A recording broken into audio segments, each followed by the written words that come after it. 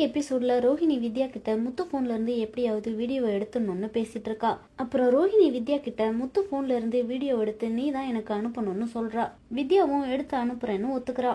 முத்து காலையிலேயே அந்த போலி சாமியார் யாருன்னு தேடி கோயிலுக்கு வரான். முத்து அவனுக்கு தெரிஞ்சவங்க மூலியமா அந்த சாமியார் யாருன்னு கண்டுபிடிச்சிடறான். முத்து கோயில்ல இருக்கும் போதே யாரோ கேப் வேணும்னு கால் பண்றாங்க. அங்க போய் பார்த்தா வித்யா தான் கேப் புக் பண்ணிருக்கா. எப்படியாவது முத்துக்கிட்ட இருந்து போனை வாங்கிடணும்னு வித்யா அவனோட பேசிட்டு இருக்கா.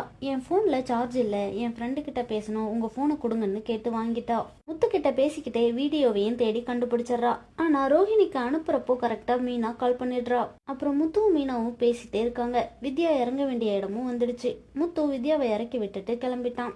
வித்யா ரோஹிணிக்கு கால் பண்ணி வீடியோவை எடுக்க முடியலன்னு சொல்றா. பக்காவா பிளான் போட்டு கொடுத்தும் உன்னால வீடியோவை எடுக்க முடியலையேன்னு ரோஹிணி அவளை திட்டுறா. அப்புறம் வித்யா ரோஹிணி கிட்ட முத்து தினேஷை கண்டுபிடிச்சிட்டான்னு சொல்றா. அதை கேட்டதுல இருந்தே ரோஹிணி ரொம்ப பயத்துல இருக்கா.